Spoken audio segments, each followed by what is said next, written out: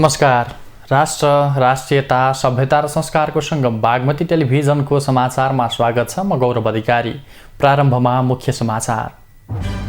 बडा दशैंको 8औं दिन सोमबार देशभर माता दुर्गा भवानीको पूजा आराधना गरी महाअष्टमी मनाइयो। दशैं घर र कोत लगायत शक्तिपीठहरूमा बलिसहित पूजा अर्चना गर्ने परम्परा।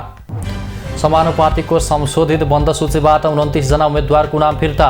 मङ्सिर 4 गते हुने चुनावमा झन्डै 20,000 पर्यवेक्षक परिचालित हुने। जनपक्षीय कानुन ठूला नेताबाट नै तुहाई दिने गरिएको श्रम मन्त्री कुँवरको दाबी। सिप प्रतिष्ठान गठन गर्ने विषय हालसम्म मन्त्री परिषदले स्वीकार्न नसकेको आरोप। यस वर्षको चिकित्सा शास्त्रतर्फको नोबेल पुरस्कार स्विडेनका आनुवंशिकविद स्वान्ते पावोलाई मङ्गलबार भौतिक शास्त्रतर्फको नोबेल पुरस्कार घोषणा हुने। र राष्ट्रिय स्तरको भलिबल प्रतियोगिता आयोजना गर्न अब नेपाल भलिबल सङ्घको अनुमति चाहिने। सङ्घले मान्यता नदिएको प्रतियोगिता नखेल्न राष्ट्रिय खेलाडीलाई आग्रह।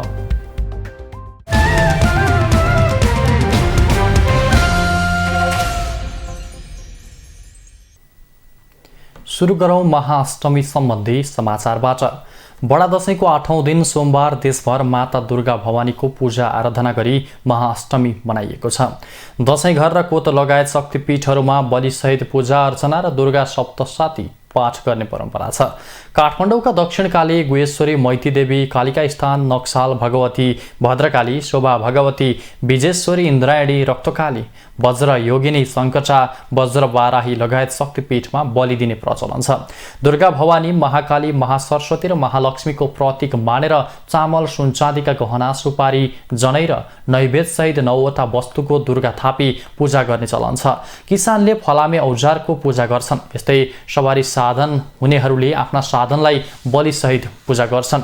पशु बलि नचढाउनेहरूले पूजा कोठामा मुला, कुभिन्जो, घिरौला लगायत तरकारीको बलि दिने गर्छन्। कतिपय स्थानमा दुर्गा भवानीलाई खीर र नरिवल चढाउने चलन पनि छ। हनुमान ढोका स्थित दशैं घरमा आज मध्यरातमा शक्ति रूपिणी दुर्गा भवानीको पूजा अर्चना र हर्ष बढाइ हुन्छ। त्यस क्रममा तलेजु भवानीलाई 54 रागा र 54 बोकाको बलि दिई कालरात्रि मनाउने गरिन्छ। आजको दिन महाकाली स्वरूपमा भद्रकालीको विशेष पूजा गर्ने गरिएको छ। प्राचीन कालमा दक्ष प्रजापतिको यज्ञ बिथोल्ने उद्देश्यले भद्रकाली करोडौं योनि शक्तिका साथ आजकै दिन प्रकट भएको विश्वास छ। शैलपुत्री, ब्रह्मचारिणी, चन्द्रघण्टा, कुष्माण्डा, स्कन्दमाता, कात्यायनी, कालरात्रि, महागौरी, सिद्धिदात्री लगायत नवदुर्गाका स्वरूपहरूको पूजा गर्ने गरिन्छ। पूजा सकिएपछि बोका, कुखुरा, हाँस, खसी, राङ्गो आदिको बलि दिइन्छ। महाअष्टमी र महानवमी बीचको रातलाई कालरात्रि मान्ने गरिएको छ।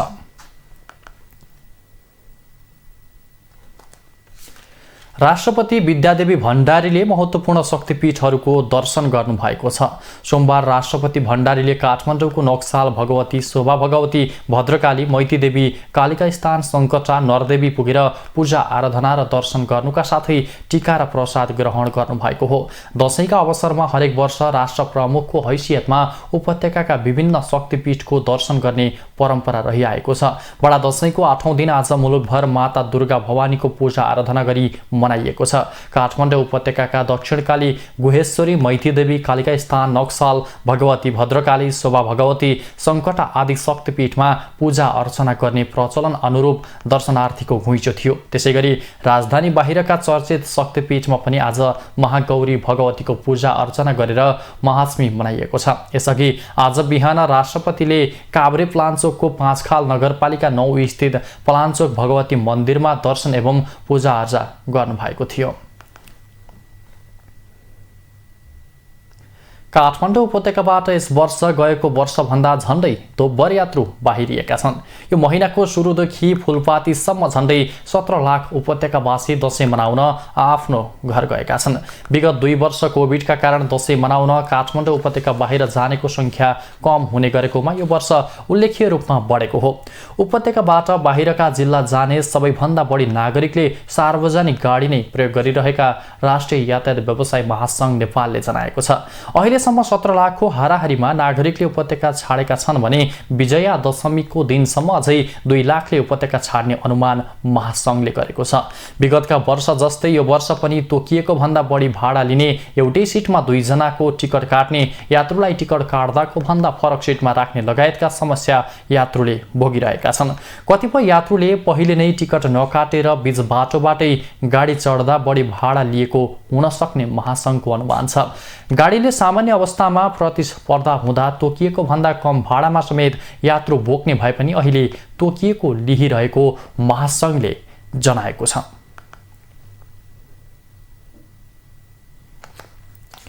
दशैंका लागि गाउँघर जानेको संख्या बढेसँगै काठमाडौँ उपत्यकाका सडकमा गाडीको संख्या कम भएको छ।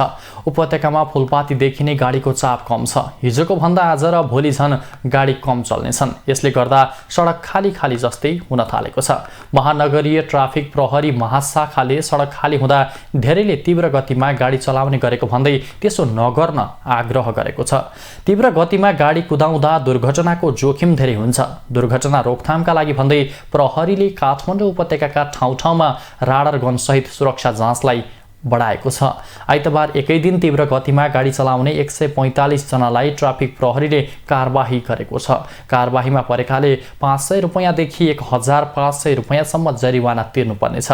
तीव्र गतिमा गाडी चलाउने विरुद्ध अहिले कारबाही अभियान भइरहेको छ। दशैं तिहार र छठलाई केन्द्रित गरी सञ्चालन गरिएका सुपथ पसल 1 हप्ताका लागि बन्द भएका छन्। साल ट्रेडिङले 5 दिन र खाद्य व्यवस्था तथा व्यापार कम्पनीले 8 दिन सुपथ मूल्यका पसलबाट बिक्री वितरण नगर्ने भएका हुन्। साल्टले आजदेखि द्वादशीसम्म र खाद्यले आइतबारदेखि पूर्णिमासम्म बिक्री वितरण बन्द गरेको छ। तर खसी बोका तथा च्याङ्ग्रा भोलि नवमीसम्म बिक्री गरिनेछ। सरकारले सहुलियत दरमा खसी बोका र च्याङ्ग्रा बिक्री गरिरहेको छ। खसी बोका प्रति किलो 670 र च्याङ्ग्रा 1250 रुपैयाँमा बिक्री हुँदै आएको छ। कम्पनीका बिक्री वितरण विभागका प्रमुख बिम्बहादुर थापाका अनुसार आइतबारसम्म झण्डै 1500 खसी बोका काठमाडौँ उपत्यका भित्रिएका र 200 सङ्ख्यामा बिक्री हुन बाँकी रहेको छ। त्यस्तै 211 वटा च्याङ्ग्रा ल्याएर बेचबिखन गरिएको छ। त्यस्तै चाडपर्वमा उपभोक्तालाई सहुलियत दिने उद्देश्यले गएको असोज 1 गतेदेखि खाद्य वस्तुमा छुट सहित सुपथ पसल सञ्चालन गरिएको हो। यस्ता पसल कार्तिक 15 गतेसम्म चल्नेछन्। निरन्तरतामा छौं। अब बाँकी समाचार।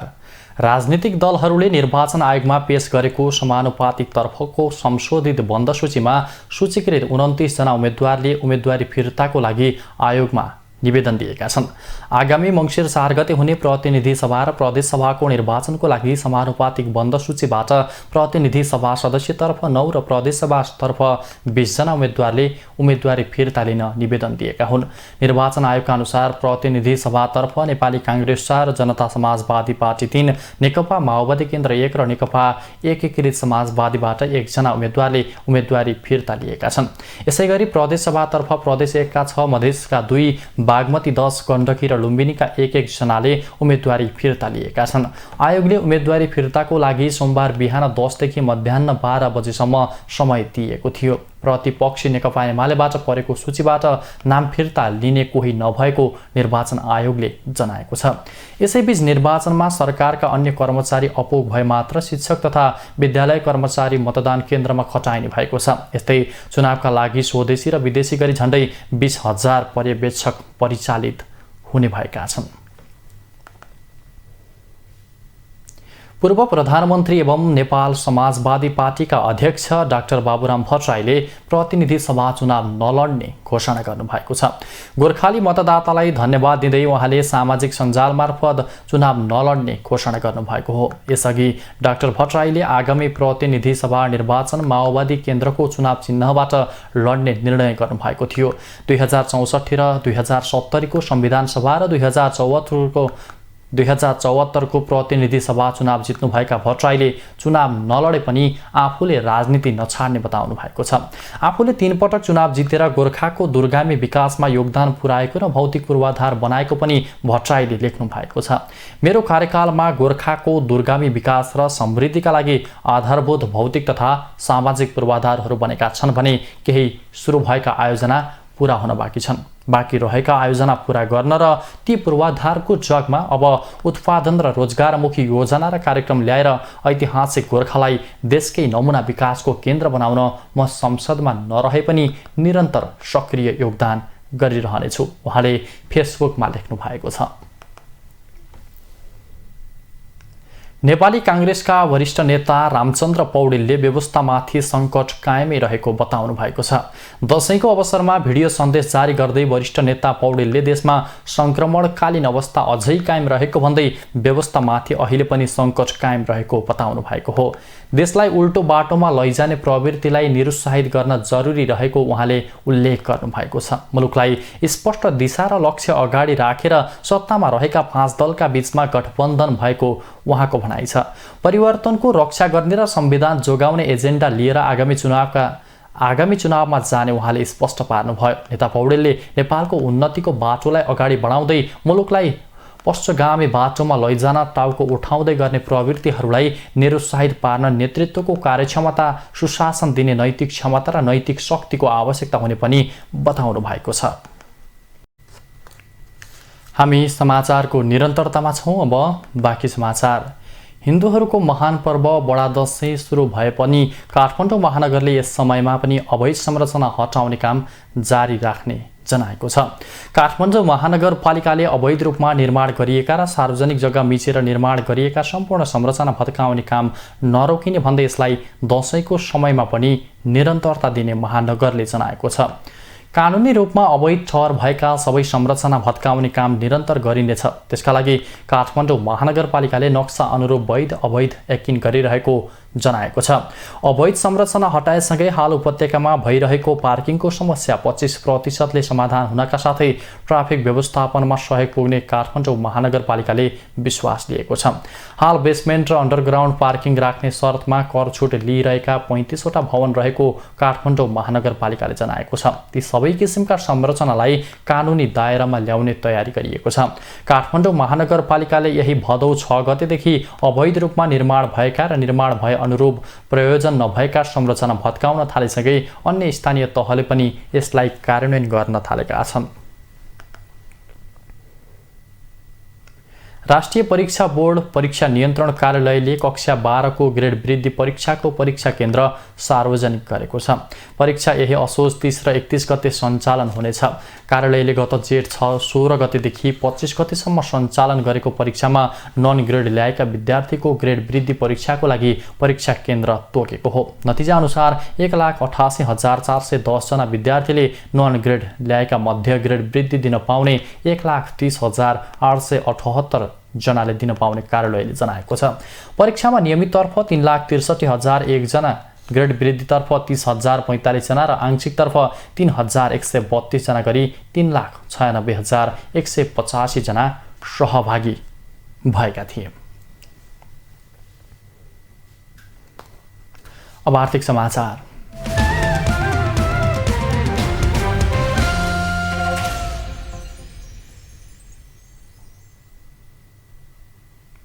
श्रम, रोजगार तथा सामाजिक सुरक्षा मन्त्री शेरबहादुर कुँवरले जनताको पक्षका कानुनहरू ठूला नेताहरूको दबावका कारण तोहिने गरेको आरोप लगाउनु भएको छ।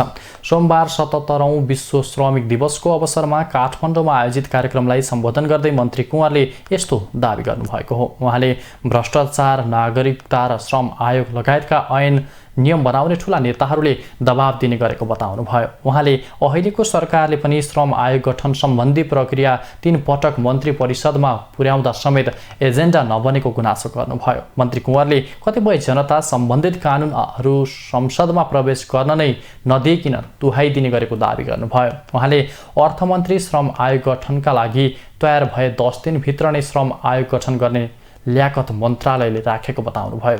सिप प्रतिष्ठान गठन गर्ने कुरा हालसम्म पनि मन्त्री परिषदले स्वीकार्न नसकेको उहाँको भनाइ थियो।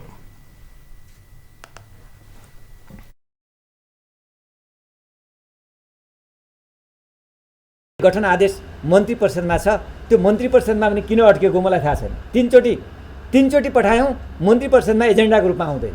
पछि मैले ठाडो प्रस्ताव लिएँ, सिधै आफूले प्रस्ताव लिएर मन्त्री परिषदमा राख्यौँ, फेरि सामाजिक समितिमा पठाइएको छ। के नियतले पठाइएको मलाई थाहा छैन। पटक पटक मैले मन्त्री परिषदमा आग्रह गरेँ। यदि त्यो गठन आदेश पास भएको भए मलाई लाग्छ 7 प्रदेशमा हामीले यो शिव प्रतिष्ठान हामीले गठन को सुरुवात गरिसक्ने थियौँ। मन्त्री कुँवरले मन्त्रालयले असङ्गठित अनौपचारिक क्षेत्र र वैदेशिक रोजगारीमा गएका श्रमिकलाई सामाजिक सुरक्षा कोषमा आबद्धता गर्ने तयारी गरिरहेको पनि बताउनुभयो। उहाँले आफ्नो कार्यकालमा नै यस विषयलाई टुङ्गोमा पुर्याउने दाबी समेत गर्नुभयो। मन्त्री कुँवरले सामाजिक सुरक्षा कोषको दायराभित्र वैदेशिक रोजगारका श्रमिकहरूलाई पनि ल्याउन सके सामाजिक सुरक्षा कोषले गति लिने विश्वास व्यक्त गर्नुभयो।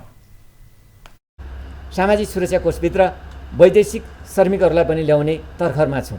तर 30 वर्षमा काम गरेको मजदुरको योगदान, 15 वर्षमा काम गरेको मजदुरको योगदान र वैदेशिक रोजगारीमा गएका 3 वर्ष 2 वर्ष योगदान गरेका श्रमिकहरूको योगदान बराबरी हुने कि नहुने, उनीहरूको तारतम्य कसरी मिलाउने भन्ने सम्बन्धमा हामी छलफल चलाइरहेका छौँ र त्यसको उचित निष्कर्षसहित हामी वैदेशिक रोजगारलाई समावेश गर्नेछौँ।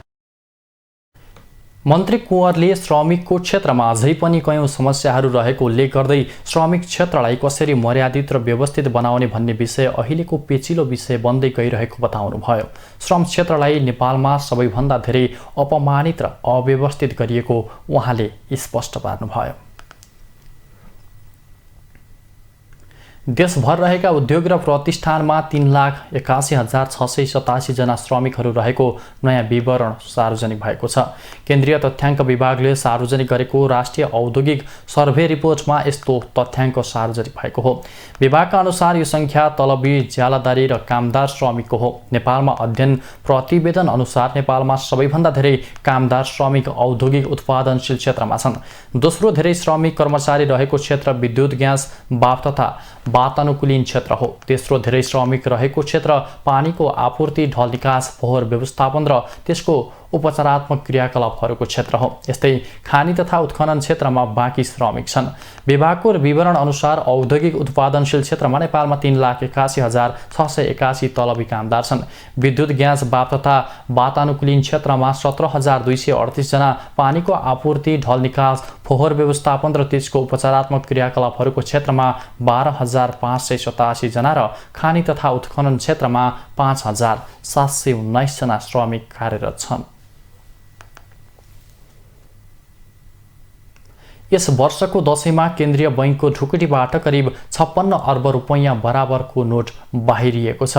राष्ट्र बैंक र अन्य बैंक तथा वित्तीय संस्था मार्फत नयाँ र सुकिला पहिले प्रयोगमा आइसकेका गरी करिब 56 अर्ब रुपैयाँ बराबरका नोट बाहिरिएको राष्ट्र बैंक मुद्रा व्यवस्थापन विभागले जनाएको छ। यो गत वर्ष सोही अवधिमा वितरण गरिएको भन्दा केही बढी हो। गत वर्षको दशैंमा मात्र राष्ट्र बैंकबाट करिब 50 अर्ब रुपैयाँ नयाँ नोट बाहिरिएको थियो। उल्लेखित रकममा सिक्काको हिसाब हुँदैन, त्यसको सम्पूर्ण विवरण आइ नसकेको राष्ट्र बैंकले बताएको छ। साना दरका 16 अर्ब रुपैयाँ र ठूला दरका करिब 40 अर्ब रुपैयाँ गरी शुक्रबारसम्म करिब 56 अर्ब रुपैयाँ बराबरका नयाँ नोट ढुकुटीबाट बाहिरिएको छ। राष्ट्र बैंकले दशैं बिदा सकिएपछि पनि तिहार र छठका लागि सर्वसाधारणलाई नयाँ नोट वितरण गरिने बताएको छ। यसरी दशैंको अवसरमा सटहीका लागि करिब 16 अर्ब र भुक्तानीका लागि 40 अर्ब रुपैयाँ राष्ट्र बैंकबाट बाहिरिएको देखिएको छ। अब अन्तर्राष्ट्रिय समाचार।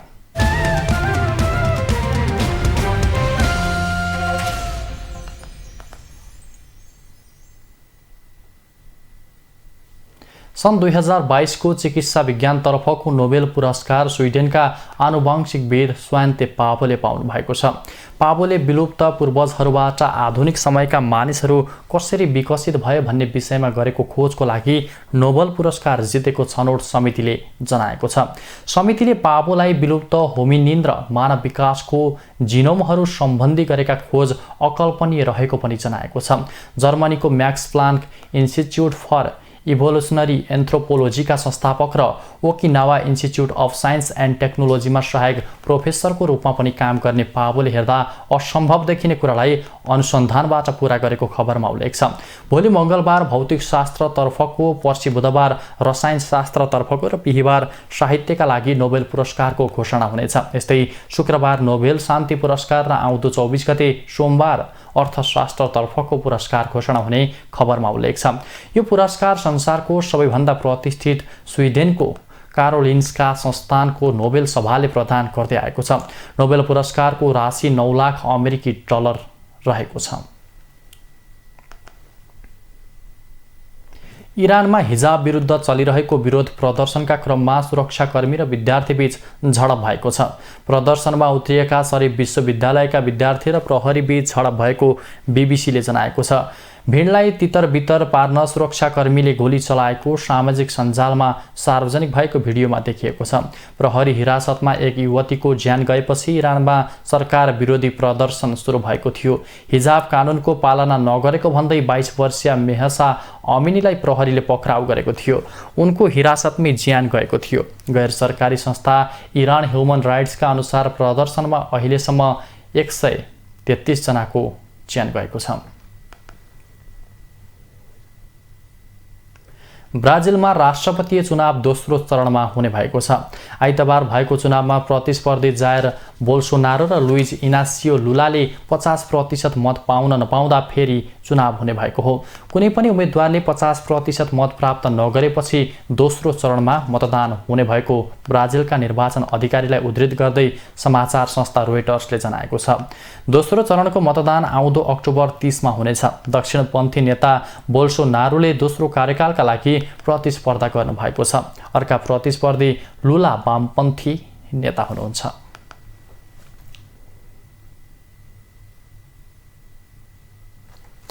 अब खेलकुद समाचार।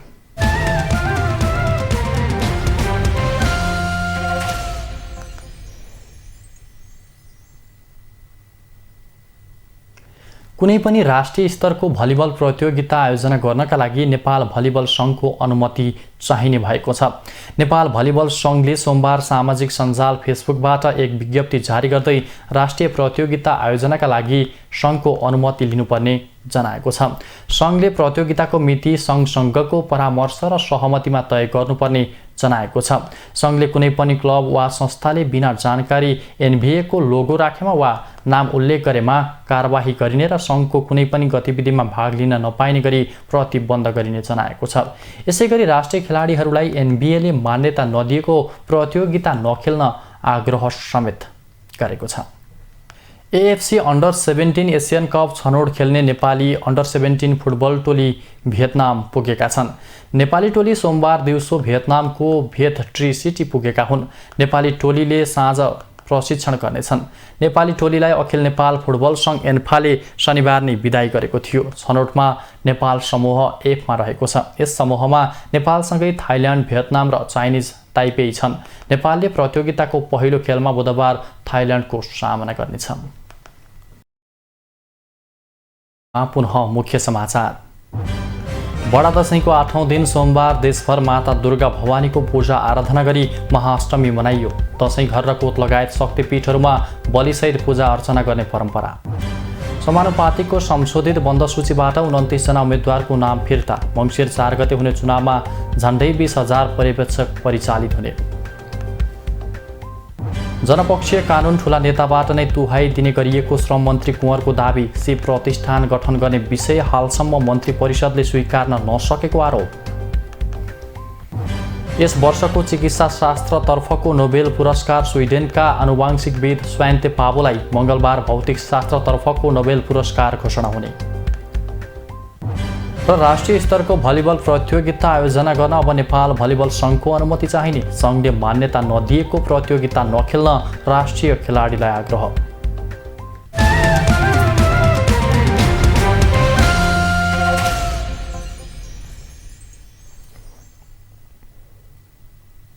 राष्ट्र, राष्ट्रियता, सभ्यता र संस्कार संरक्षणमा समर्पित बागमती टेलिभिजनमा प्रसारण भइरहेको समाचार अहिलेलाई यति नै। हेर्दै रहनुहोला बागमती टेलिभिजन।